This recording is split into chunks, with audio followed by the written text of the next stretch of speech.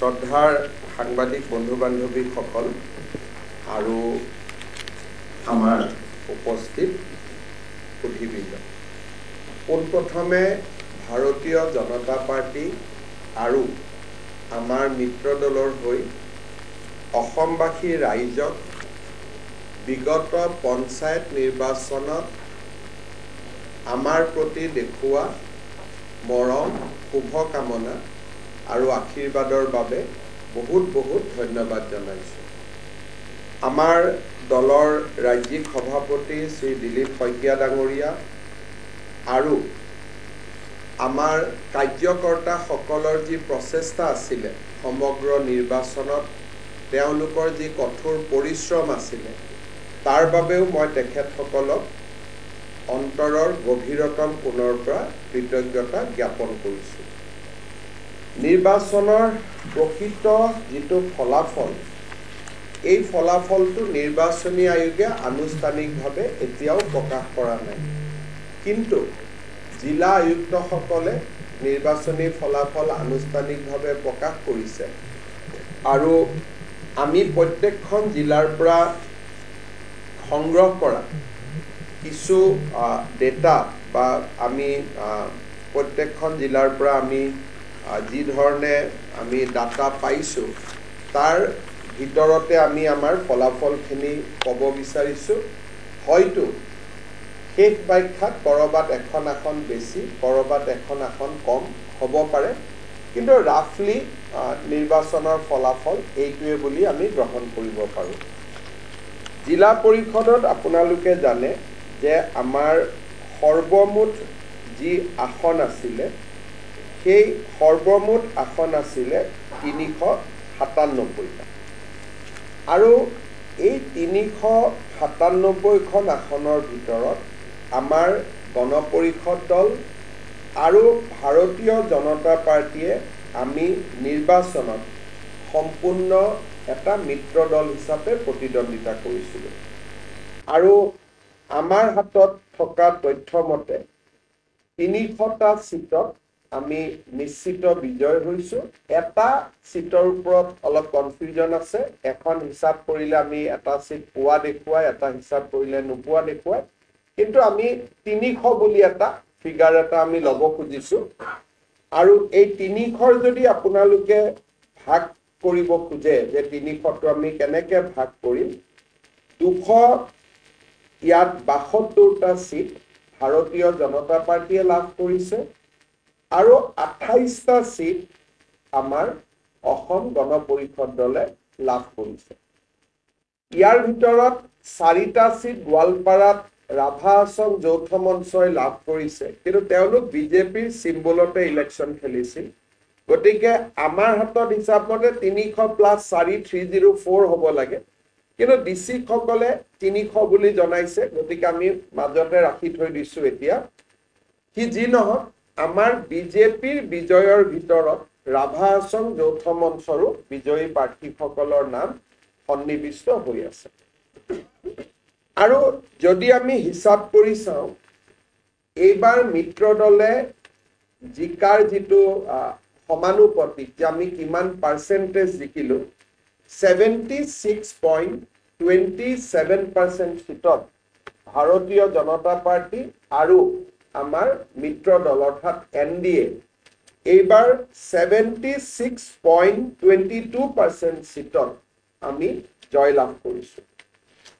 আঞ্চলিক পঞ্চায়ত আপোনালোকে জানে যে যথেষ্টখিনি ৰিজাল্ট অকণমান বহুত সিট যিহেতু কম্পাইল কৰিবৰ কাৰণে কিছু অসুবিধা হয়, তথাপিতো আমি এতিয়ালৈকে অহা হিচাপত টোটেল আঞ্চলিক পঞ্চায়তৰ সিট আছিলে 2192 আৰু 2192টা সিটৰ ভিতৰত ভাৰতীয় জনতা পাৰ্টি আৰু AGP দলে আমি লগ লাগি 1436 সিটত বিজয়, 1436।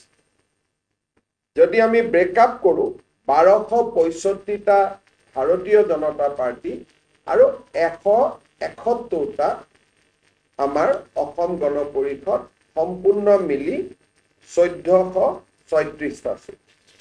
ইয়াৰ ভিতৰত যদি আমি কংগ্ৰেছ দলৰ ফলাফল চাব যাওঁ তেতিয়াহ'লে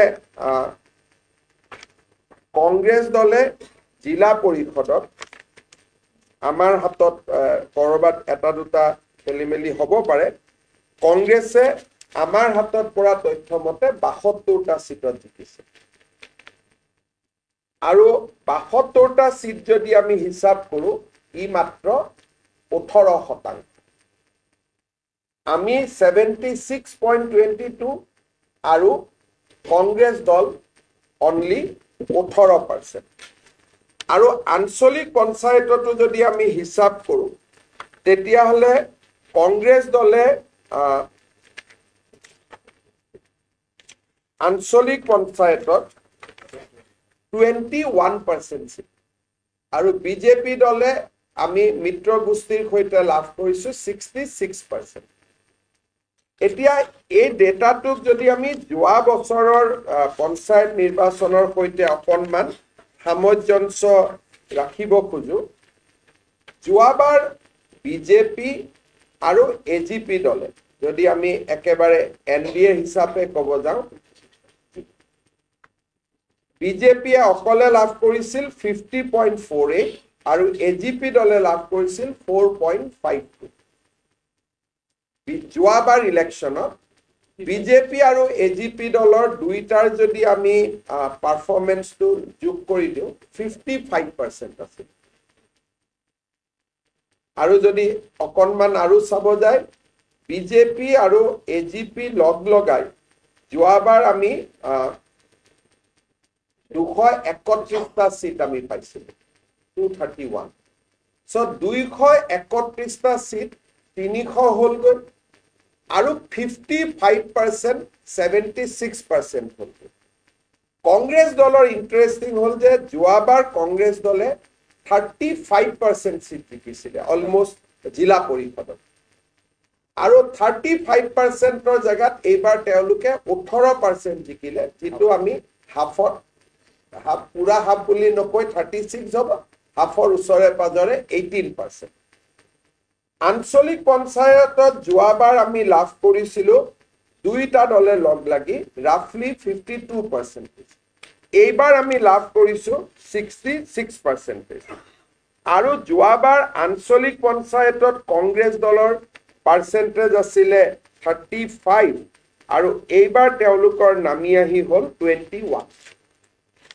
তাৰমানে যদি বিশ্লেষণত চাই কংগ্ৰেছ দলে এই নিৰ্বাচনত তেওঁলোকৰ আগৰ বাৰৰ পঞ্চায়ত নিৰ্বাচনৰ তুলনাত আধা হ'ল, 100% তেওঁলোকৰ কমি আহিলে। আগত যদি 50 আছিলে 25 হ'ল, তেওঁলোক আধা হ'ল। আৰু প্ৰথমবাৰৰ বাবে আমি পঞ্চায়ত ইলেকশ্যনত জিলা পৰিষদত 75%তকৈ ওপৰত যাব পাৰিলোঁ। এতিয়া আপোনালোকক মই কেইটামান জিলা পৰিষদখনকে মই যদি ৰেফাৰেন্স পইণ্ট বুলি ধৰি লওঁ, কেইটামান মই ইম্পৰ্টেণ্ট ডেটা দিব খুজিছোঁ, যিটো আপোনালোকে জিলা ৱাইজ বিশেষকৈ সেইটোৰ ওপৰত আমি কথা বতৰা পাতি থাকোঁ। বজালী জিলাত 5খন আসন আছিল। 5খন আসনত আমি 4খন আসন আমি লাভ কৰিবলৈ পাইছোঁ। বৰপেটাত আমাৰ 19খন আসন আছিলে, আমি 7খন আসনত জিকিছোঁ। বিলাসীপাৰাত আমাৰ 4খন আসন আছিলে, আমি 2খন আসনত জিকিব পাৰিছোঁ। এতিয়া বিশ্বনাথ জিলালৈকে চাওক, বিশ্বনাথত 12খনৰ 12খনতে আমি জিকিছোঁ। মই ইয়াত এজিপি নাছিলে কেণ্ডিডেট, কিন্তু আমি তথাপিতো মিত্ৰ দল বুলি কৈছোঁ যে 12খনৰ 12। বঙাইগাঁৱত 12খন আসনৰ দুইটা দল লগ লাগি 8।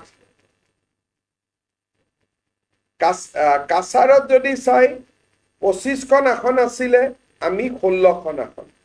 চৰাইদেউ যিটো আমাৰ যোৰহাট লোকসভা সমষ্টিৰ অন্তৰ্গত 8খনৰ 8খন আসনে বিজেপি জিকিছে 100%। দৰঙত আমাৰ 12খন আসন আছিলে, আমি 7খন আসনত জয়লাভ কৰিছোঁ।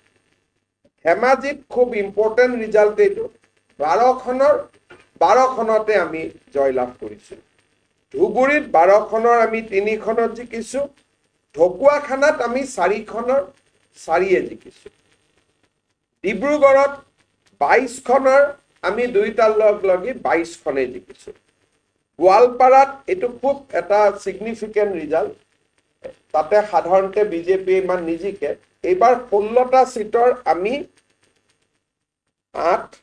10টা সিট, আমি 7টা, এজিপি এটা, ৰাভা হাছং 2টা, কিন্তু ৰাভা হাছংও বিজেপিৰ চিম্বলতে, গতিকে 10টা। গোৱালপাৰাটো আমি জিলা পৰিষদ গঠন কৰিম। গোলাঘাটত 20টাৰ 20খন আসনে আমি পাইছো, গুৱাহাটীত 6টাৰ 6খনে পাইছো, হাইলাকান্দিত 8খনৰ ভিতৰত 3খন, হোজাইত 12খনৰ ভিতৰত 7খন, যোৰহাটত খুব ইম্পৰ্টেণ্ট ৰিজাল্ট, 16খনৰ 16খনে আমি পাইছো, কলিয়াবৰত 8খনৰ আমি 8খনে পাইছো, লখিমপুৰত আমি 15খনৰ 13খন পাইছো, মাজুলীত 4ৰ ভিতৰত আমি 4 পাইছো, মৰিগাঁৱত 12খনৰ ভিতৰত আমি 8খন পাইছো, নগাঁৱত 19খনৰ ভিতৰত আমি 11খন পাইছো, 6খন হ'ব ন, 19ৰ ভিতৰত 11খন, 19খনৰ ভিতৰত 11খন, তাতো জিলা পৰিষদ আমাৰ হ'ব। নলবাৰীত 12খনৰ ভিতৰত আমি 11খন পাইছো, নৰ্থ কামৰূপত 12খনৰ 12খন, শ্ৰীভূমিত 16খনৰ 11খন, শিৱসাগৰত 12খনৰ 11খন আসনত আমি জয়লাভ কৰিছো, আৰু শোণিতপুৰত আমি 20খনৰ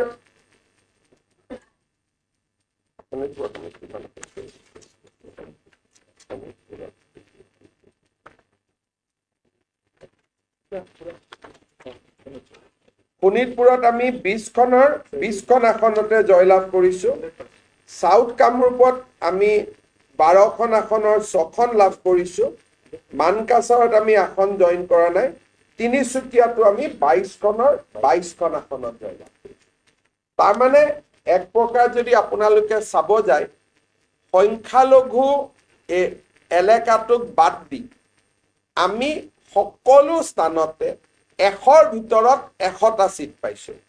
কংগ্ৰেছে যিকেইটা সিট পাইছে অকল সংখ্যালঘু অঞ্চলত পাইছে, আৰু আমি এইবাৰ বিজেপি দলে সংখ্যালঘু অঞ্চলতো আমি সিট পাবলৈ সক্ষম হৈছো। মই উদাহৰণস্বৰূপে 3টা খুব ইণ্টাৰেষ্টিং ৰিজাল্ট আপোনালোকক ক'ব খুজিছো।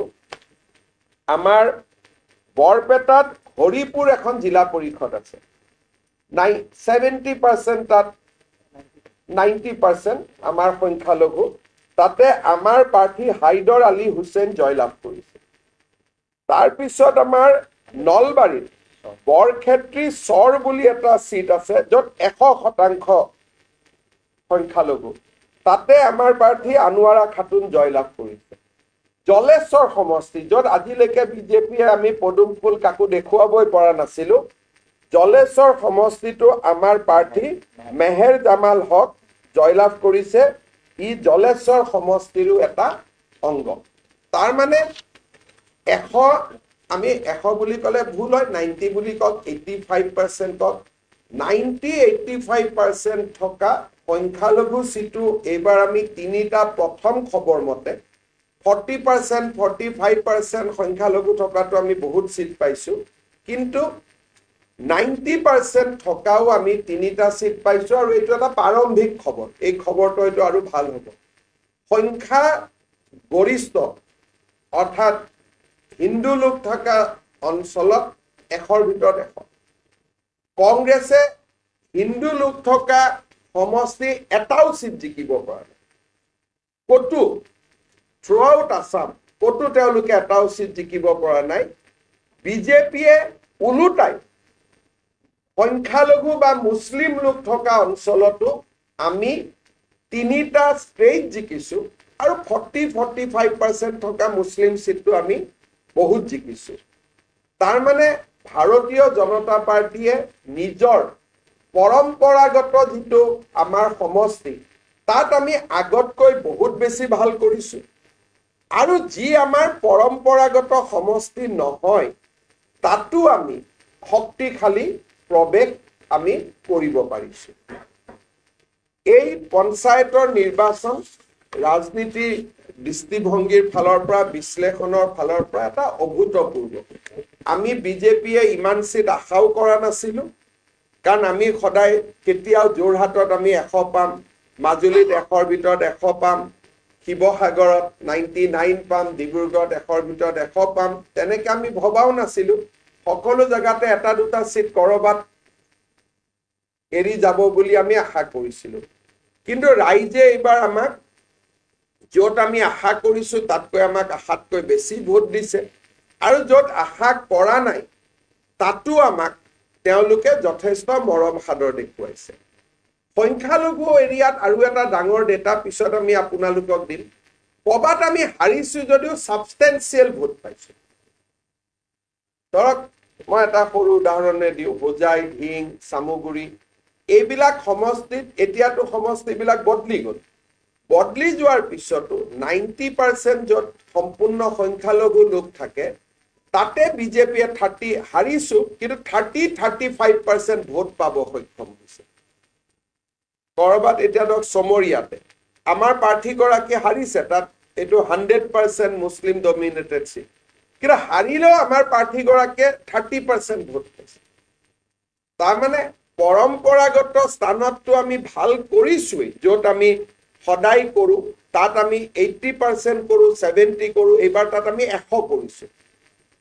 আৰু য'ত আমি কেতিয়াও ভাল ভোট নাপাওঁ তাতেও এইবাৰ আমি খুব ভাল ভোট, কৰবাত হয়তো আমি জিকা নাই, কিন্তু আমি ছেকেণ্ড পজিশ্যনলৈকে পদুমৰ চিনত বা হাতীৰ চিনত আমি ছেকেণ্ড পজিশ্যনলৈকে আহি গৈছোঁ। UDF, ৰাইজৰ দল এইবিলাক পিছত আছে, আমি ছেকেণ্ড পজিশ্যনলৈকে গুচি গৈছোঁ। অহা কেইটামান দিন পিছত আমি পুৰা ডেটা পালে আপোনালোকক দিম যে সংখ্যালঘু চিট আমি ক'ত প্ৰথম পাৰিছোঁ। 3টাটো মই ক'লোৱে, আৰু এটা দুটা ওলাব। ছেকেণ্ড হোৱা বহুত সমষ্টি আছে য'ত নেকি আমি ছেকেণ্ড হ'ব পাৰিছোঁ, আৰু ছেকেণ্ড হ'বৰ কাৰণে টান। UDF আছে, ৰাইজৰ দল আছে, তথাপিতো আমি ছেকেণ্ড হৈছোঁ। আৰু য'ত সংখ্যাগৰিষ্ঠ অঞ্চলত আমি য'ত আগত 80 পাওঁ বা 75% পাওঁ, তাত এইবাৰ আমি 100লৈকে গৈছোঁ। লোকসভা নিৰ্বাচনতকৈ ভোট বহুত বাঢ়িছে। আৰু আপোনালোকে জানে, ধৰক মই এটা কাটিগড়া বুলি এটা চিট কওঁ, কাটিগড়া চিটত গোটেই জিলা পৰিষদত আমি 4000 ভোটত গোটেইকেইটা জিলা পৰিষদ মিলালে 4000 ভোটত আমি জিকিছোঁ। কিন্তু তাত বদৰপুৰ টাউনখনে ভোট দিয়া নাই। বদৰপুৰ টাউনত আমি পৰম্পৰাগতভাৱে 25000 ভোট পাওঁ। তাৰমানে গাঁৱৰ লগত যেতিয়া ওচৰত থকা নগৰ কেইখন আমাৰ যোগ কৰি দিয়ে তেতিয়া আমাৰ মাৰ্জিনটো আৰু বহুত বাঢ়ি যায়। ধৰক ধুবুৰীত এতিয়া ইলেকশ্যন হৈছে, এইটো গাঁৱৰ ৰিজাল্ট। ধুবুৰী টাউনখন নাই।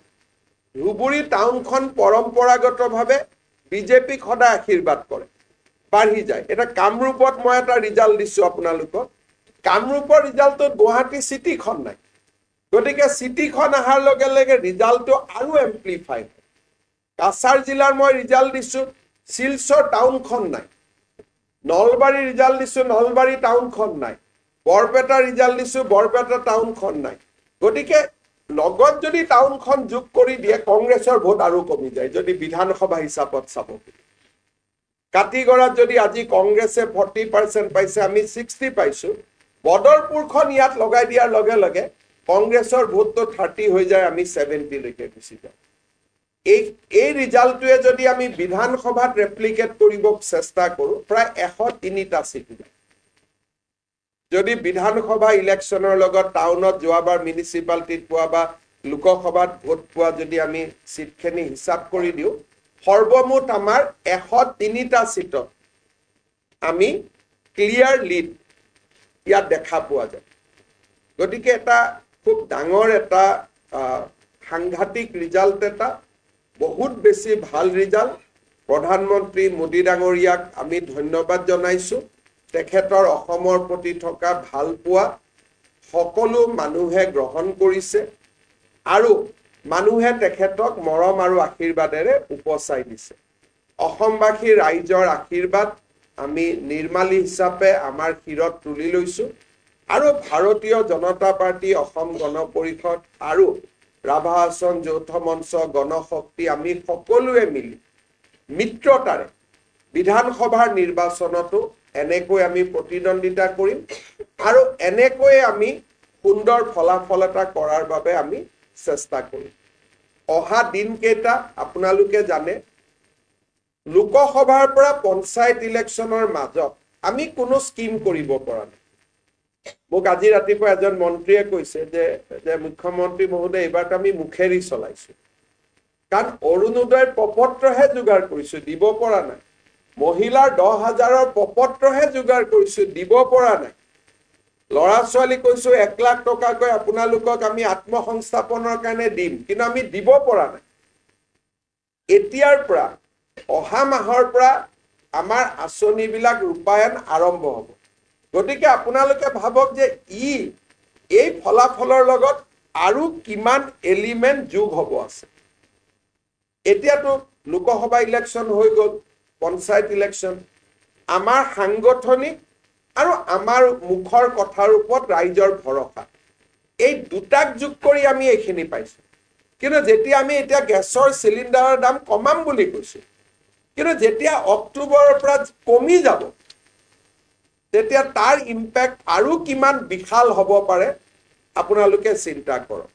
মহিলাসকলক আমি আত্মসহায়ক গোটক, মুখ্যমন্ত্ৰীৰ উদ্যমিতা আঁচনি 30 লাখ মহিলাই 10,000 কৈ পাব। এতিয়া মাত্ৰ পাব বুলি কৈ থৈছো, পোৱা নাই। অহা বিধানসভাৰ ইলেকশ্যনৰ আগলৈকে সকলোৱে পাবগৈ। অৰুণোদয় 22 লাখ মানুহে পাই আছে। 40 লাখ মানুহৰ হিতাধিকাৰীৰ তালিকা আমাৰ হাতত আছে, দিব পৰা নাই। এতিয়া আমি দিবৰ বাবে আৰম্ভ কৰিম আৰু তাৰ লগে লগে মানুহে দেখিব যে এওঁলোকে মুখেদি যি কথা কয় কামতো একেখিনিয়ে কৰে। তেতিয়া ৰিজাল্টটো আৰু কিমান ভাল হ'ব পাৰে আপোনালোকে এটা ধাৰণা কৰিব পাৰে। এইবাৰৰ ৰিজাল্টত আমি এটা খুব ডাঙৰ কথা লক্ষ্য কৰিছোঁ যে চাহ বাগিচা, জনজাতীয়, আদিবাসী, মুখ্যধাৰাৰ অসমীয়া মানুহ বা আমাৰ 6 জনগোষ্ঠীৰ লোক, সকলো লোকে হিয়া উজাৰি এইবাৰ আমাক ভোট দিছে। য'ত নেকি সাধাৰণতে বিজেপি বুলি ক'লে যি ধাৰণা কৰা হয় যে ইয়াতে মিক্স কাষ্ট হ'লেহে বিজেপিৰ ভাল হয়, একেবাৰে অসমীয়া মানুহ হ'লে ভাল নহয়।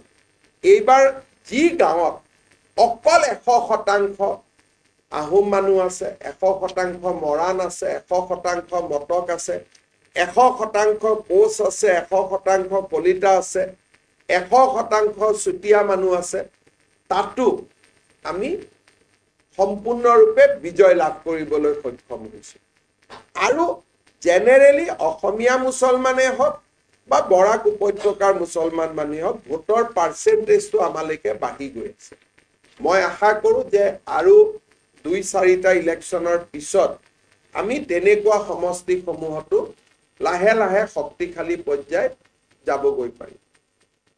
শেষত আপোনালোকৰ প্ৰশ্নৰ উত্তৰ দিয়াৰ আগতে মই দুটা কথা কম। এইবাৰ ইলেকশ্যনৰ দুটা কাম আমি খুব সুন্দৰভাৱে কৰিব পাৰিছোঁ। এটা হ'ল মিত্ৰতা।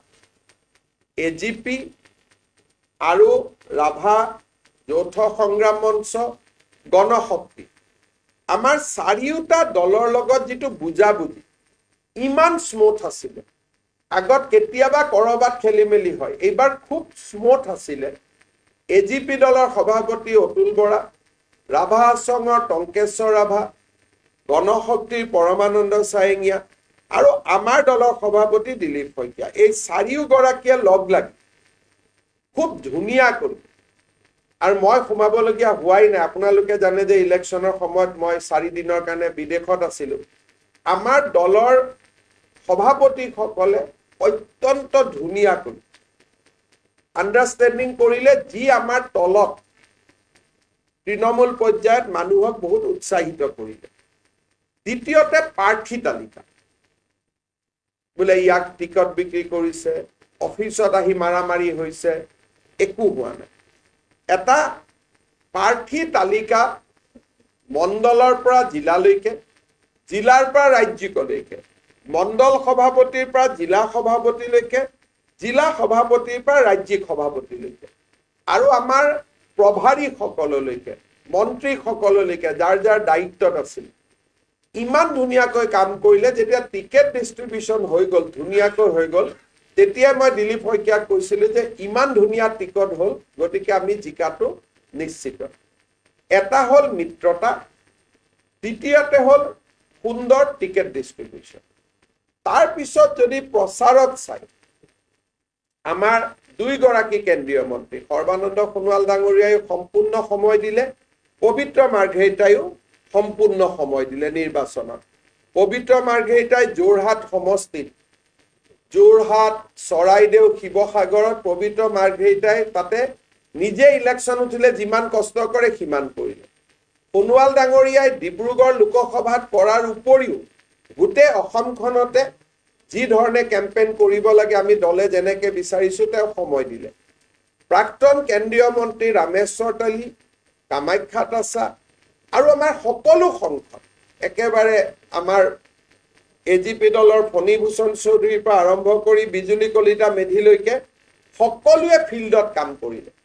আৰু মই নিজেও যিমান পাৰোঁ কেম্পেইন কৰিলোঁ, আমাৰ দলৰ সভাপতিয়েও আমি বিধানসভা ইলেকশ্যনত যেনেকৈ কৰোঁ আমি তেনেকৈ প্ৰচাৰ চলালোঁ। ই এটা আমাক বহুত লাভ কৰিলে। আৰু এটা আমি কৌশলগতভাৱে আমি এটা কাম কৰিছিলোঁ যে সদস্যত যোনেই নুঠক কিয় বিজেপি, আমি কাৰো ছাইড নলওঁ। ইলেকশ্যনৰ আগতে মাতি আনি আমি সকলোকে অভিনন্দন জনাওঁ। যেনেকৈ মোৰ সমষ্টিত এটা সৰু উদাহৰণ দিছোঁ, চাৰিজন উঠিছে, চাৰিজনেই বিজেপিৰ, আমিতো ছাইড ল'ব নোৱাৰোঁ। চাৰিওজনকে ঘৰত মাতি আনি মই ভাত এসাঁজ খুৱাই পঠাই দিলোঁ যে আপোনালোক চাৰিজনে আমাৰ দলৰ, জিকা হাৰা থাকিব, বন্ধুত্বমূলকভাৱে খেলক, কিন্তু আঞ্চলিক আৰু জিলা পৰিষদটো আপোনালোকে বিজেপিক দিব। এই যিটো পঞ্চায়তৰ, আজি ৰাতিপুৱা মোক এজন কংগ্ৰেছৰ MLA ফোন কৰিছে যে দাদা আপুনি টিভিত কৈ আছিলে, আপোনাৰ কথাটো নুশুনাৰ কাৰণে আমি হাৰি গ'লো। বোলে কিয়? বোলে মই মেম্বাৰত কিবা চিন এটাত উঠাই দিলোঁ সকলোকে। এতিয়া যোনে যোনে আমি খুব, আমাৰ দলৰ চাৰিওজনো যদি উঠিছে, আমি কাকো সমৰ্থন কৰা নাই। মই নিজে ভোট দিব গৈছোঁ, মেম্বাৰত মই নটা কৰি থৈ আহিছোঁ, কাৰণ মেম্বাৰজনত আমি সোমোৱাই নাই, আঞ্চলিক আৰু জিলা পৰিষদতহে আমি লাগিছিলোঁ। সেইকাৰণে যিমান মেম্বাৰে কণ্টেষ্ট কৰিলে, সকলো মেম্বাৰে ক'লে মোক দিয়ক, বোলে আঞ্চলিকত কাক দিম, বিজেপিক দিব, জিলাত কাক দিম, বিজেপিক দিব। গতিকে এইবাৰ আমাৰ গ্ৰাউণ্ড লেভেলৰ কৰ্মীখিনিয়ে খাটিছে কোনোবা এজন মেম্বাৰৰ কাৰণে, কিন্তু লগত কৈছে যে আঞ্চলিক আৰু জিলা পৰিষদত আপোনালোকে ভোটটো বিজেপিক দিব। এতিয়া আমি কি কৰিম, অহা এটা মাহত সদস্য পদত উঠা বিজয়ী আৰু পৰাজিত দুইগৰাকী প্ৰাৰ্থীকে আমি সম্বৰ্ধনা জনাম আমাৰ কাৰ্যালয়। কাৰণ তেওঁলোক পাৰ্টীৰে মানুহ, নিজৰ ভিতৰতে ইলেকশ্যন উঠিছে, জিকা হাৰিলে, যোন জিকিলে গ'ল, যোন হাৰিলে গ'ল, কিন্তু তেওঁলোকতো আমাৰ গোটেইখিনি দলৰ মানুহ। গতিকে আমি এখন মিলন সমাৰোহ এখন কৰি বিজিত পৰাজিত দুইটা পাৰ্টীকে আমি মাতি আনি আমি তেওঁলোকক সম্বৰ্ধনা জনাম, যাতে আমাৰ তৃণমূল পৰ্যায়ৰ একতাটো সুন্দৰ হৈ থাকে। আঞ্চলিক আৰু জিলা পৰিষদত এইবাৰ আমাৰ বিসম্বাদী বুলিবও কোনো নাছিলে, খুব কম আৰু একেবাৰে নেগলিজেবল। সেইকাৰণে ই আমাৰ বাবে এটা অত্যন্ত বিধানসভা ইলেকশ্যনৰ প্ৰাক মুহূৰ্তত আমাৰ কাৰণে এইটো এটা ডাঙৰ বুষ্টাৰ হয়। আমি বহুত এটা সঞ্জীৱনী শক্তি পালোঁ। ৰাইজক আমি প্ৰতিশ্ৰুতি দিছোঁ যে আমি 24 ঘণ্টা 365 দিন আৰু কাম কৰিম, আপোনালোকক দিয়া প্ৰতিশ্ৰুতি আমি পূৰণ কৰিম। কংগ্ৰেছ দলৰ ওপৰত মই একো কমেণ্ট দিব খোজা নাই, তেওঁলোক ইমান ৰাজনৈতিকভাৱে অপৰিপক্ক। এতিয়া মানুহক কৈছে যে এটা ধাৰো এটা জিকো, এটা ধাৰো এটা জিকো। গতিকে তেওঁলোকৰ পলিটিকেল ইমেচিউৰিটি, যে তেওঁলোক যে কেনেকৈ ধৰণে কথা ক'ব পাৰে, কিমান বেছি পলিটিকেলি ইমেচিউৰ, আজিৰ ষ্টেটমেণ্টবিলাকতে তাৰ প্ৰমাণ হৈছে। গতিকে তেওঁলোকৰ ওপৰত কথা কৈ কোনো লাভ নাই। পুনৰ অসমবাসী ৰাইজক ধন্যবাদ জনাইছোঁ। আমাৰ এখন বিজিত আমাৰ পঞ্চায়তৰ সভাপতি নিৰ্বাচন হৈ যোৱাৰ পিছত গুৱাহাটীত আমি ভাৰতীয় জনতা পাৰ্টিৰ এখন পঞ্চায়ত সন্মিলন কৰিম। আৰু সকলো জিলা পৰিষদ আঞ্চলিক পঞ্চায়ত সদস্যৰ সংখ্যাটো মই দিয়া নাই, সব বিজেপিৰে জিকিছে। আমি লাহে লাহে দিব পাৰিম। সকলোকে গুৱাহাটীত মাতি আমি সম্ভাষণো জনাম। আমাৰ ৰাষ্ট্ৰীয় সভাপতি নাড্ডা ডাঙৰীয়া, গৃহমন্ত্ৰী অমিত শ্বাহ ডাঙৰীয়াকো আমি নিমন্ত্ৰণ কৰিম, যাতে আমি সুন্দৰ পঞ্চায়ত অভিৱৰ্তন এখন পাতো আৰু কেন্দ্ৰীয় নেতৃত্বৰ মুখেদি তেখেতসকলে যাতে শুনিব পাৰে যে পঞ্চায়তৰ শাসনত বহিও কেনেকৈ আমি স্বচ্ছ আৰু সুন্দৰভাৱে এইবাৰ কাম কৰিব লাগিব। যোৱাবাৰ আমি যিমান কৰিছোঁ তাৰ মাজতো দুই এজন ৰাইজৰ অভিযোগ থাকি গৈছে। এইবাৰ আমি প্ৰথম দিনাৰ পৰাই কেয়াৰ কৰিম যাতে কোনো ধৰণৰ সাধাৰণ ৰাইজৰ আঁচনিত দুৰ্নীতি হ'ব নোৱাৰে। আৰু আমি সকলোকে আহ্বান কৰিম বিজেপি আৰু এজিপি দলৰ বিজয়ী প্ৰাৰ্থীসকলক জিকাৰ পিছতো আপোনালোকে যাতে ৰাইজে আপোনালোকৰ প্ৰতি দেখুওৱা মৰম চেনেহ পাহৰি নাযায়। সম্পূৰ্ণ দুখীয়া ৰাইজৰ সেৱাৰ কাৰণে আমি যাতে পঞ্চায়তী ৰাজক পৰিচালনা কৰোঁ, তাৰ বাবে মই সকলোকে আহ্বান জনাম। পুনৰ এবাৰ অসমবাসী ৰাইজক ধন্যবাদ জনাইছোঁ, কৃতজ্ঞতা জনাইছোঁ, সেৱা জনাইছোঁ। ভাৰতীয় জনতা পাৰ্টীৰ কাৰ্যকৰ্তাসকলক মোৰ মৰম, শুভেচ্ছা আৰু শ্ৰদ্ধা নিবেদন কৰিছোঁ। আপোনালোকে যদি কিবা সুধিব।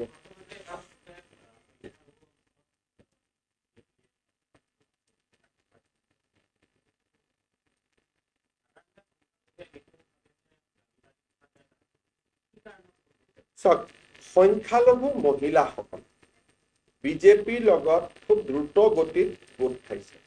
তেওঁলোকে জানে যে অৰুণোদয় বিজেপিয়ে দিছে। যদি বিজেপি চৰকাৰ নাহে অৰুণোদয় নাথাকিব। আজি তালাকৰ আইন কোনে আনিল?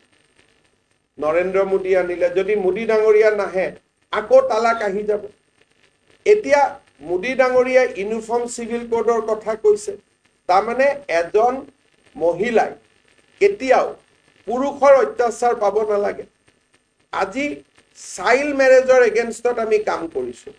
গতিকে লাহে লাহে সংখ্যালঘু অঞ্চলৰ মহিলা আৰু ছোৱালীসকল ভালটো আমাক বহুত পায়, ভোট দিবৰ কাৰণে সাহস লাগে, লাহে লাহে সাহসটো কৰি গৈ আছে।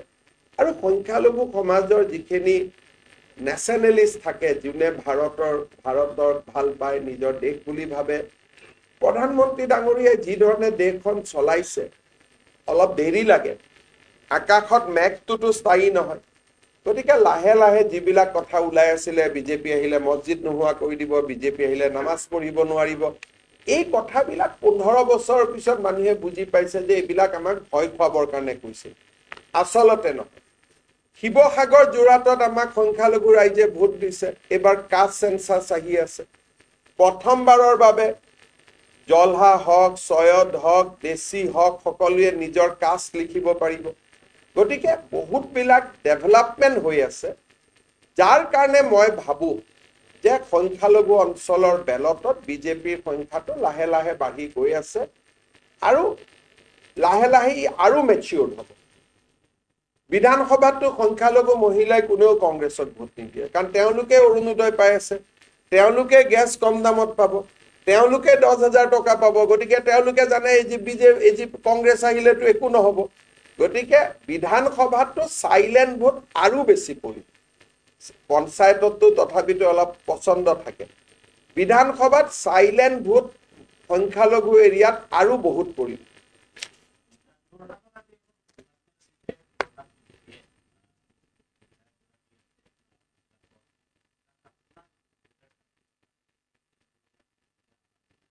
চব মই ভাবোঁ যে যোৰহাটৰ ৰাইজৰ কাৰণে আমাৰ বহুত কৰিবলগীয়া কাম আছে। এতিয়া মই লাগি আছোঁ যে যোৰহাটত ইমিডিয়েটলি ফ্লাইট এখন আহিব লাগে। ইণ্ডিগোৰ লগত মই 21 তাৰিখে মিটিং দিছোঁ যে যোৰহাটত যাতে এখন ৰৰৈয়াত যাতে দিল্লী যোৰহাট এখন ফ্লাইট আৰম্ভ হয়। আৰু যোৰহাটৰ কাৰণে আমি কাম কৰাৰ এটা সদায় মন আছে। অহা 1 মাহৰ ভিতৰত যোৰহাট মাজুলী দলঙৰো টেণ্ডাৰ ওলাব। গতিকে আমি নিশ্চিতভাৱে কাম কৰিম। আৰু ইলেকশ্যন খেলা নেখেলা এইটো দলে ঠিক কৰিব, সেইটো এটা বেলেগ কথা। কিন্তু মোৰ এটা সমষ্টি আছেই। গতিকে সমষ্টিৰ ওপৰত দুটাত যদি ইলেকশ্যন খেলিব লাগে দিলীপ শইকীয়াই অনুমতি দিব লাগিব। গতিকে সেইটো এটা পৰৱৰ্তী সময়ত বিবেচনা কৰা কথা।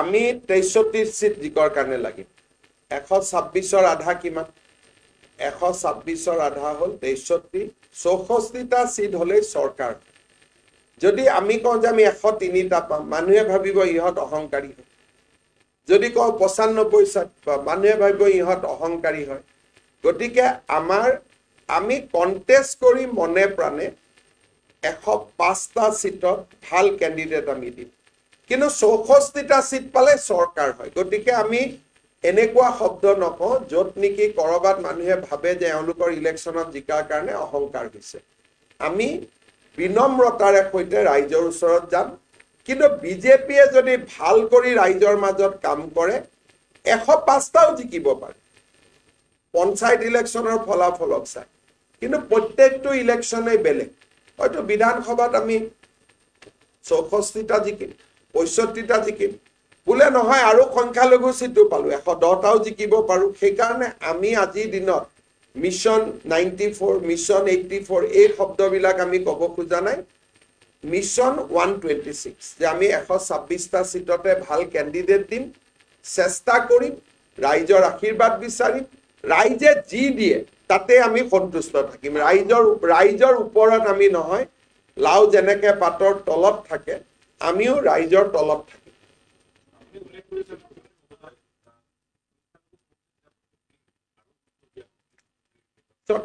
আমি খুব ভাল ভোট পাই আছো আৰু আমাৰ গুৰুত্ব সাংগঠনিক গুৰুত্ব আমাৰ চলি আছে এইবাৰে আপোনালোকে চাব সামগুৰি ৰূপহী ঢিঙত য'ত 100% মুছলমান প্ৰত্যেকটো জিলা পৰিষদতে আমি 10-12,000 13,000 ভোট পাইছো তাৰমানে আমাৰ সংগঠন এটাই কাম কৰি আছে উইদাউট কম্প্ৰমাইজিং পাৰ্টিজ কোৰ আইডিয়লজি আমাৰ পাৰ্টিৰ আদৰ্শৰ লগত সংঘাত নোহোৱাকৈ আমি লাহে লাহে কাম কৰি গৈ থাকিম ইমিডিয়েটলি তো আমাক সিট নালাগে এটা সময়ত আমি মুছলমান সমাজৰ আই মাতৃ জিয়ৰী বোৱাৰী আৰু যিখিনি ৰাইজে ভাৰত মাতৃৰ উন্নয়নৰ কথা চিন্তা কৰে তেওঁলোকৰ ভোট আমি এটা সময়ত পাম বুলি আমি নিশ্চিত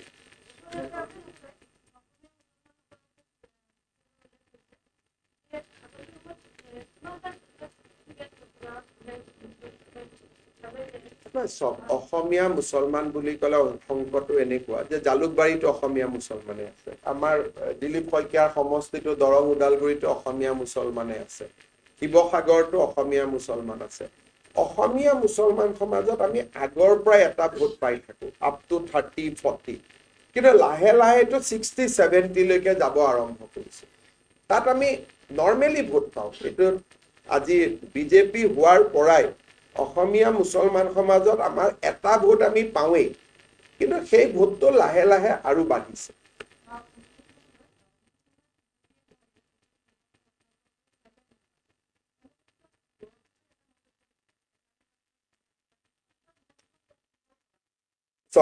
মই ব্যক্তিৰ ওপৰত উত্তৰ নিদিওঁ কিন্তু যি দলৰ নেতাই ক'ব পাৰে যে এটা ইলেকশ্যন ভাল হ'ব এটা ইলেকশ্যন বেয়া হ'ব তেওঁ পলিটিক্যালি কিমান ইমেচিউৰ মইতো আপোনালোকে কম যে এনেকুৱা মানুহক আপোনালোকে কিমান ওপৰত তুলি থৈ দিছিল ইমানেই পলিটিক্যালি ইমেচিউৰ কোনোবা পলিটিচিয়ান থাকে নেকি যে এটা ইলেকশ্যন বেয়া হ'ব এটা ইলেকশ্যন ভাল হ'ব এটা ভাল হ'ব এটা বেয়া হ'ব তাৰমানে তেওঁ কি বুজাইছে যে এটা ইলেকশ্যন যিকি মই কাম নকৰিলে পিছৰটো হাৰিম পিছৰটোত বিজেপিয়ে কাম নকৰিব গতিকে বিজেপি হাৰিব আৰে আমিতো ইমান ঢিলা মানুহ নহয় এটা ইলেকশ্যনত জিকাৰ পিছত আমি দুগুণ কাম কৰো তেওঁ আমাক কংগ্ৰেছী ভাবি লৈছে কংগ্ৰেছী ফৰ্মুলাটো এটা ইলেকশ্যন জিকিলো আৰু মই কাম নকৰো পিছত বিজেপি আহিলে ভাবে বিজেপিয়েও কাম নকৰিব পিছৰবাৰ আৰু কংগ্ৰেছ আহিব কিন্তু আমিতো তেনেকুৱা পাৰ্টি নহয় মোদী ডাঙৰীয়াক দেখিছে যে কালি এড্ৰেছটো যা নেশ্যন কৰিলে আজি ৰাতিপুৱাই এয়াৰবেছত গৈ উপস্থিত হ'লগৈ গতিকে এইটো নৰেন্দ্ৰ মোদীৰ দল হয় আমি 365 দিন 24 ঘণ্টা ৰাইজৰ কাৰণে কাম কৰিম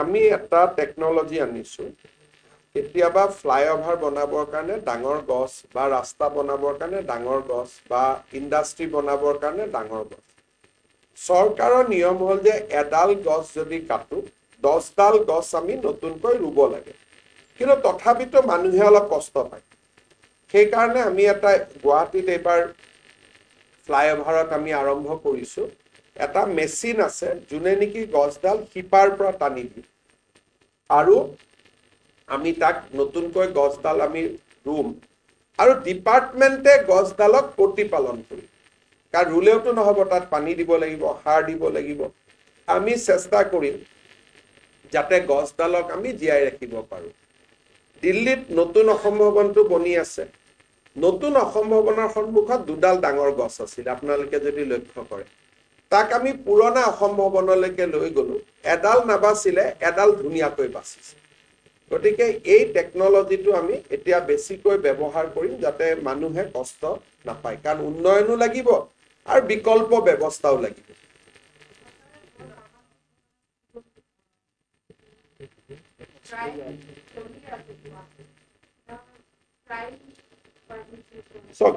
ক্ৰাইম এনেকুৱা আমাৰ ড্ৰাগছৰ লগত জড়িত বহুত ল'ৰা আছে তেওঁলোকে যেতিয়া পইচা নাপায় চেইন স্নেচিং মোবাইল স্নেচিং এইটো এটা অপকৰ্ম কৰে বেসিক্যালি আমাৰ গোটে অ্যাসেসমেন্টটো হ'ল ড্ৰাগছ এডিক্ট বিলাকে ম্যাক্সিমাম ক্ৰাইম কৰে ভৰি থকা হৈছে কিন্তু এটা সময়ত বেল পায় আকৌ ওলাই আহে গতিকে এই আগতকৈ কমিছে কিন্তু সম্পূৰ্ণ নিৰাময় কৰিবৰ কাৰণে এটা সাইকেল লাগিব 5-6 বছৰ নিৰন্তৰ প্ৰচেষ্টাৰে এইটো কমিব আৰু কমি আছে শেষ হোৱা নাই কিন্তু এটা সময়ত ই নোহোৱা হ'ব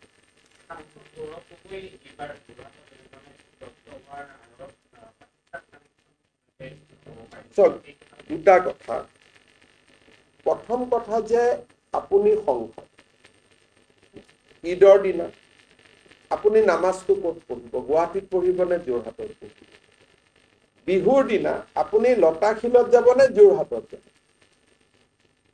আমাৰ ভোটাৰ বিলাকে খুব সাধাৰণ কথা কয় মই হিন্দু মুছলিম সেকুলাৰ কৈছো আপোনাৰ নামাজ পঢ়িব মন ক'ত শিকিছে ক'ত শিকা নাইতো আপোনাৰ কথা কিন্তু নামাজটো আপুনি আমবাৰীত পঢ়িবনে যোৰহাটত গৈ পঢ়িব বিহুত আপুনি লতাশিল বিহুখন বহুত পুৰণা বিহু কিন্তু আপুনি এজন এমপি এতিয়া আপোনালোকে চাব দিলীপ শইকীয়াকে চাওক বা প্ৰদান বৰুৱাকে চাওক ব্যস্ততাৰ মাজতো নিজৰ সমষ্টিটো নেৰে গধূলি গৈ সমষ্টিত পাই যায় মানে যিয়ে নাথাকক কিয় গৈ সমষ্টি পাই যায় সমষ্টিৰ মানুহক মৰম এটা লাগে আগত তেওঁ নগাঁৱত ইলেকশ্যন খেলিছিল নগাঁৱত পৰম্পৰাগত ভোট আছিল মানুহে বাধ্যত পৰি কংগ্ৰেছক দিছিল ভাবে বিজেপি আহিলে মছজিদ জ্বলাই দিব মাদ্ৰাসা জ্বলাই দিব গতিকে তেওঁলোকে কেতিয়াও জনপ্ৰিয়তাৰ ভোট পোৱা নাছিল ভয়ৰ ভোট পাইছিল আজি ইমান দিনে যে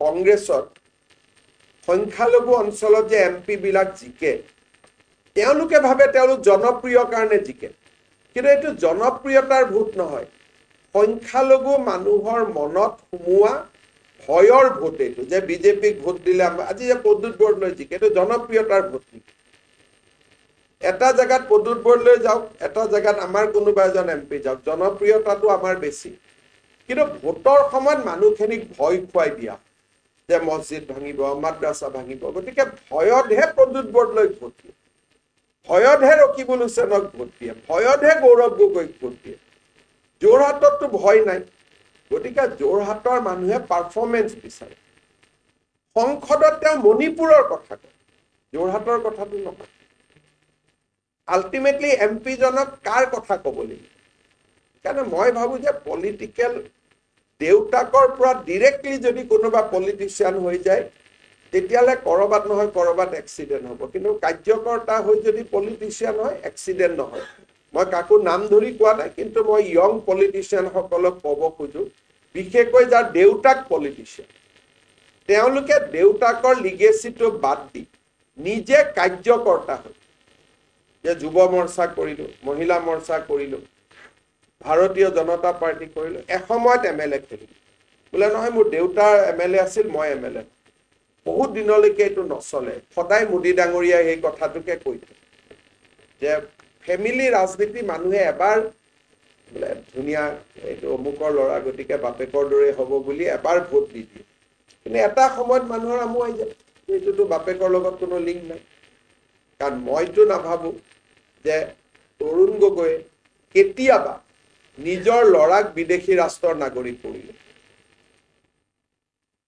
গতিকে তৰুণ গগৈতো সকলো হ'ব নোৱাৰে সকলোতো প্ৰফুল্ল মহন্ত হ'ব নোৱাৰিব সকলোতো হিতেশ্বৰ শইকীয়া হ'ব নোৱাৰে সকলোতো শৰৎ সিংহ হ'ব নোৱাৰে বাপেকৰ মেইন শিষ্যজন ল'ৰা ছোৱালী নহ'বও পাৰে বাপেকৰ আটাইতকৈ ডাঙৰ শিষ্যজন তেওঁৰ কোনোবা কাৰ্যকৰ্তা হ'ব পাৰে গতিকে ৰাজনীতি তেজেদি নহয় ৰাজনীতি পৰিশ্ৰম আৰু কষ্ট দি নিৰ্ধাৰণ হয় এইটো মই কাকো ব্যক্তিগতভাৱে কোৱা নাই সকলো ইয়ং পলিটিচিয়ানক মই ক'ব খুজিছোঁ যে বাপেকৰ নাম লৈ ৰাজনীতি কৰিব নালাগে নিজৰ ভৰিৰ ওপৰত নিজে থিয় হ'ব লাগে কাকো মই ব্যক্তিগতভাৱে কোৱা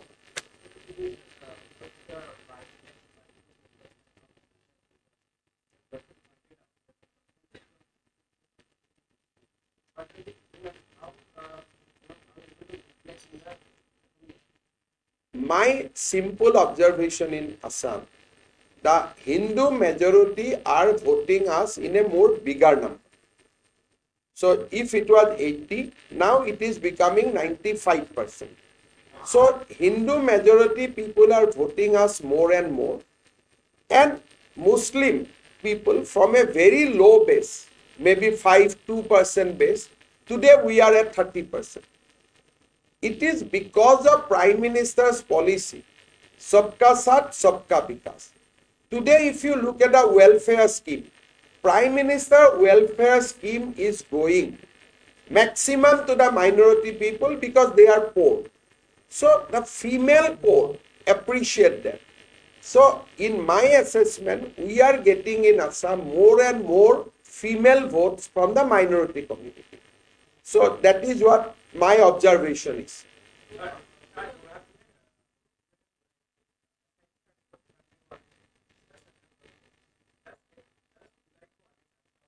नहीं 10 जुलाई में आ ही नहीं सकता है 10 जुलाई तक तो रिपोर्ट उनका पास है उनका बेटा कौन कंट्री का नागरिक है वो तो आज ही बोल सकता है ये तो उनका ऊपर है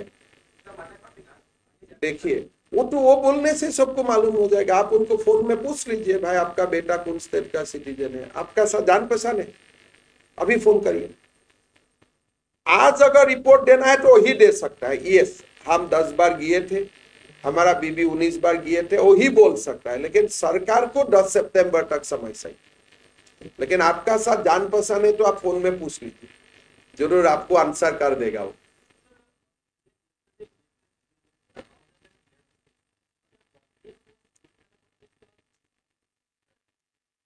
You see, the idea of entire Operation Sindoor was to punish the terror. So this should have been completed by 6th night itself. Because Pakistan retaliated on behalf of the terrorists, that is why India retaliated. But the objective of the Operation Sindoor was achieved in the 6th night and 7th morning itself. After killing 150 terrorists, on the Pakistani soil, we have achieved our objective. Prime Minister, even if you look at his speech in Bihar, he never said that I am going to punish innocent Pakistanis or civilian Pakistanis.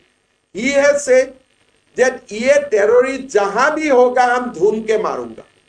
So idea is to wage a war against terrorism. That this should have been completed in 7 morning itself. 8, 9, 10 it was continued because Pakistan retaliated on behalf of the terrorists. Once Pakistan realized that if we are going to do this, we will be massacred. Nothing will be left to us. Then they contacted our DGMO. Now Congress party should clearly say that even after Pakistan DGMO surrendered before the Indian government, should we continue the war? Because our objective was achieved in the 6th and 7th morning. Can I ask Congress party during their period what they have done when Pakistani terrorists attack India. Now they are saying Indira Gandhi created Bangladesh. Today Assam know what is the benefit of creating Bangladesh. You have not taken the chicken neck. You could have converted chicken neck into a proper road. Today you have presented as a fundamental country in our neighbor. So today if Indira Gandhi would have been alive, I would have asked her, Madam Prime Minister, if you have won a war, our army has won a war, why you have allowed to create a Islamic Republic in our next door? Why you have not negotiated the chicken neck? We could have get at least 100-kilometer land from Bangladesh to connect northeast with India. Why you have not take away POK? During the Simla agreement, why you have not taken the POK? You have converted a wing of Indian armed forces to your personal wing to become a secular leader. They have surrendered. It was a surrendered nation. You could have asked that give me back the POK. You could have said that Northeast should have a proper access to the Chittagong port. You could have put a condition that chicken neck will not be allowed. You give us 100-kilometer more so that we can mitigate the deadlock in chicken neck. Have they done anything?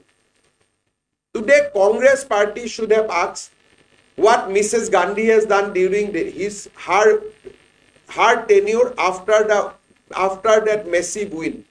Congress party should question what they have done after repeated terror strike in India.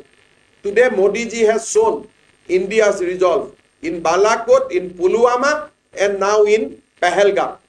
So, you should only congratulate PM for this massive victory. You have no right to criticize anybody.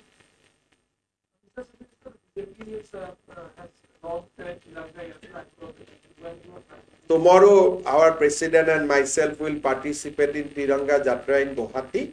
From Atal Udyan to the Kamakhya colony, Kamakhya basically up to the Kamakhya temple, we will not go up basically up to that point. And in all our district and both, Tiranga Yatra will be out. We are waiting to this on-site counting to be over. Okay? Thank you. Amar Sabhapati Mohoday, আপোনালোকক বিশেষ ক'বলগীয়া নাই আপোনালোককো ধন্যবাদ জ্ঞাপন কৰিছোঁ পঞ্চায়ত নিৰ্বাচনৰ সমগ্ৰ গোটেই নিৰ্বাচন এমাহ জোৰা কাৰ্যসূচী তাত আপোনালোকে যথেষ্টখিনি আমাক নিউজ ইত্যাদি আপোনালোকে প্ৰকাশ কৰিছে আপোনালোক ধন্যবাদ দিছোঁ আৰু লগতে প্ৰধানমন্ত্ৰী নৰেন্দ্ৰ মোদী ডাঙৰীয়াৰ যি আশীৰ্বাদ অসমৰ প্ৰতি তেখেতক আমি বিশেষভাৱে কৃতজ্ঞ অসমীয়া হিচাপে ধন্যবাদ জনাইছোঁ লগতে আমাৰ সন্মুখৰ পৰা নেতৃত্ব দিয়া শ্ৰদ্ধেয় মুখ্যমন্ত্ৰী ডাঙৰীয়াকো বিশেষভাৱে আমি ধন্যবাদ জনাইছোঁ আমাৰ প্ৰাক্তন মুখ্যমন্ত্ৰী শ্ৰদ্ধেয় সৰ্বানন্দ সোণোৱাল ডাঙৰীয়া কেন্দ্ৰীয় মন্ত্ৰী পবিত্ৰ মাৰ্ঘেৰিটা ডাঙৰীয়া প্ৰমুখ্যে আমাৰ দলৰ জ্যেষ্ঠ শ্ৰেষ্ঠ প্ৰবীণ নবীন প্ৰতিগৰাকী কাৰ্যকৰ্তা সমৰ্থক শুভাকাংক্ষী আমি আন্তৰিকতাৰে ধন্যবাদ জনাইছোঁ আৰু এই কাৰ্যকৰ্তাসকলৰ যি কঠোৰ পৰিশ্ৰম এই পৰিশ্ৰমৰ পৰিণাম আমি পঞ্চায়ত নিৰ্বাচনত পাইছোঁ বিগত আটাইকেইটা নিৰ্বাচনত পাইছোঁ মই এটা কথা ইয়াত এড কৰিব বিচাৰিছোঁ যদি NDA হিচাপে চাওঁ আমাৰ ষ্ট্ৰাইক ৰেট 76%, কিন্তু যদি বিজেপি হিচাপে চাওঁ 329 সিটত আমি কণ্টেষ্ট কৰিছোঁ আৰু 272 সিটত আমি জিকিছোঁ তো আমাৰ ষ্ট্ৰাইক ৰেট 82+% অকল বিজেপি অকলে যদি ধৰোঁ গতিকে সেইটো অকণমান সেই হিচাপে যদি আমি AP মেম্বাৰত চাওঁ 1645ত আমি খেলিছিলোঁ গতিকে আমাৰ প্ৰায় 1200+1245 আমি জিকিছোঁ গতিকে আমি তাতো আমাৰ নেয়াৰ টু 80% 81% আমাৰ ষ্ট্ৰাইক ৰেট সফলতা আছে আমাৰ মানে ৰাইজৰ আশীৰ্বাদ আছে আমাৰ প্ৰতি গতিকে বিজেপি NDA যেহেতু আমি খেলিছোঁ গতিকে NDAৰ প্ৰতি অসমৰ ৰাইজৰ পুনৰ এক আস্থা তৃণমূল পৰ্যায়ত গয়া ৰাইজৰ মাজত আমাৰ প্ৰতি আমাৰ চৰকাৰ কেন্দ্ৰীয় চৰকাৰ মাননীয় ৰাজ্য চৰকাৰ মুখ্যমন্ত্ৰী ডাঙৰীয়াৰ নেতৃত্বত। গতিকে এই গোটেই কথাখিনিক আমি আগলৈ আমি খুব মানে ৰাজ্যৰ প্ৰতি কৃতজ্ঞ হৈ ৰাজ্যৰ কাৰণে কাম কৰাৰ কাৰণে সমগ্ৰ পঞ্চায়তীৰাজ ব্যৱস্থাটো আমি কেনেকৈ স্বচ্ছতাৰে আৰু একেবাৰে সক্ৰিয়তাৰে ৰাইজৰ লগত থাকি অহা 5 বছৰ আমি গ্ৰামাঞ্চলৰ বিকাশৰ ধাৰাটো শক্তিশালী কৰিব পাৰোঁ, সেই গোটেই কথাখিনিত আমি গুৰুত্ব দিম। আৰু এটা কথা আমি স্পষ্ট কৰিছোঁ, কোনো জিলা সভাপতি বা জিলা সমিতিয়ে জিলা পৰিষদ গঠনৰ কাৰণে তেওঁলোকক কৰ্তৃত্ব দিয়া নহ'ব। জিলা পৰিষদৰ সদস্যসকলে নিশ্চিতভাৱে ঠিক কৰিব, কিন্তু জিলাৰ এখন ৰাজ্যিকৰ এটা টীম হ'ব। ৰাজ্যিকৰ টীমে গোটেই কথাখিনি আলোচনা কৰি আমি যি তেওঁলোকৰ মনৰ যি ভাৱনা আছে সেইটো আমি চাম। যে ৰাজ্যিক সমিতিয়ে এটা টীম বনাব, এই টীমটোৱে গোটেই কথাখিনি চাব জিলা পৰিষদ গঠনৰ ক্ষেত্ৰত। ঠিক তেনেকৈ আঞ্চলিক পৰিষদ গঠনৰ আঞ্চলিক পঞ্চায়ত গঠনৰ ক্ষেত্ৰতো চাব, আৰু পঞ্চায়তৰ সভাপতি বা সভানেত্ৰী গঠনৰ ক্ষেত্ৰতো আমাৰ এটা জিলা ভিত্তিত আমি ৩-৪জন কাৰ্যকৰ্তাক দায়িত্ব অৰ্পণ কৰিম। বিধায়ক থাকিব, সাংসদ থাকিব, জিলা সভাপতি থাকিব, আৰু আমাৰ দলৰ জ্যেষ্ঠ 2-এজন কাৰ্যকৰ্তা থাকিব। তেওঁলোকে গোটেই কথাখিনি আলোচনা কৰি যাতে পঞ্চায়তখনো ভাল হয়, আঞ্চলিক পঞ্চায়তখনো ভাল হয়, আৰু জিলা পৰিষদটো যাতে ভাল হয়, এই গোটেই কথাখিনি কৰি কাইলৈৰ পৰা আমাৰ ত্ৰিৰংগা যাত্ৰা আৰম্ভ হ'ব সমগ্ৰ ৰাজ্যজুৰি। কেন্দ্ৰীয়ভাৱে আমাক যি আহ্বান জনাইছে, কাইলৈ 4 বজাত অটল উদ্যান আদাবাৰী তাত আমি আনুষ্ঠানিকভাৱে আমাৰ শোভাযাত্ৰা আৰম্ভ কৰিম, মানে মুখ্যমন্ত্ৰী ডাঙৰীয়া আৰম্ভ কৰিব। আৰু তাৰপিছত আমি 2 কিলোমিটাৰ প্ৰায় আহিম কামাখ্যা মন্দিৰৰ উপস্থিতিলৈকে, তাত আমি সমাপ্ত কৰিম। তাৰপিছত 15-16 জিলাস্তৰীয় স্তৰত বা প্ৰমুখ স্থানত আমি ত্ৰিৰংগা যাত্ৰা কৰিম, আৰু 18-19-20লৈকে আমি একেবাৰে বুথ লেভেল যিমান পাৰোঁ গ্ৰাছৰুট লেভেললৈকে আমি ত্ৰিৰংগা যাত্ৰাটো আমি আগবঢ়াই লৈ যোৱাৰ কাৰণে ঠিক কৰিছোঁ। তেওঁলোকৰ প্ৰশিক্ষণ ইত্যাদি চব হ'ব আমাৰ পঞ্চায়ত নিৰ্বাচিত প্ৰতিনিধিৰ মানে মুখ্যমন্ত্ৰী ডাঙৰীয়াই কোৱা নিচিনাকৈ। গতিকে গোটেই কথাখিনি পঞ্চায়তীৰাজ ব্যৱস্থাটোত ৰাইজে যিটো এটা প্ৰথম পৰ্যায়ত 70.2% ভোট হ'ল ফাৰ্ষ্ট ফেজত, কিন্তু আকৌ ছেকেণ্ড ফেজত 79.3% ভোট হ'ল। গতিকে নামনি অসমত যথেষ্ট বেছি হৈছে ভোটৰ পাৰ্চেণ্টেজ। আৰু মাননীয় মুখ্যমন্ত্ৰী ডাঙৰীয়াই কোৱা নিচিনাকৈ পাৰ্টিকুলাৰ কিছু অঞ্চলত হয়তো কংগ্ৰেছ UDFৰ অকণমান তেওঁলোকৰ মানে সফলতা আহিছে, কিন্তু উজনি অসম বা মধ্য অসম চাৰিওফালে সকলোতে বিজেপিৰ প্ৰতি NDAৰ প্ৰতি ৰাইজৰ আশীৰ্বাদ। গতিকে মই সমগ্ৰ গাঁৱৰ ৰাইজক মোৰ ফালৰ পৰা, আমাৰ দলৰ ফালৰ পৰা আন্তৰিকতাৰে আমি কৃতজ্ঞতা ধন্যবাদ দিছোঁ। আপোনালোকৰ এই আশীৰ্বাদ আমাৰ কাৰণে আগন্তুক দিনত গণতন্ত্ৰক শক্তিশালী কৰা আৰু গ্ৰামাঞ্চলক শক্তিশালী কৰাৰ কাৰণে আমি আগবাঢ়ি যাব পাৰিম। এইখিনি কথাই কৈ আজি এই এটা মই 2টা ডাটা দিছোঁ। আমি প্ৰেছ কনফাৰেন্স কৰি থাকোঁতে মোক বিধায়ক বিজয় মালাকাৰে এটা নাম পঠাইছে, আনিপুৰ জিলা পৰিষদ, তাত 82% সংখ্যালঘু লোক আছে। সেইটো চিট আমি সুন্দৰভাৱে জিকিছোঁ। মই 3টা চিটৰ কথা কৈছিলোঁ, 4টা। প্ৰেছ কনফাৰেন্স কৰি থাকোঁতে নগাঁৱৰ পৰা ৰূপক শৰ্মাই মোক পঠালে যে নগাঁৱত ভুটীয়া পাহাৰ বুলি এটা ZPC আছে, তাত 70% সংখ্যালঘু, আমি চিটটো জিকিছোঁ। গতিকে যেতিয়া আৰু ৰিজাল্ট এনালাইচিছ কৰি গৈ থাকিম, এনেকুৱা নতুন নতুন খবৰ আৰু পাই থাকিম। বহুত বহুত ধন্যবাদ।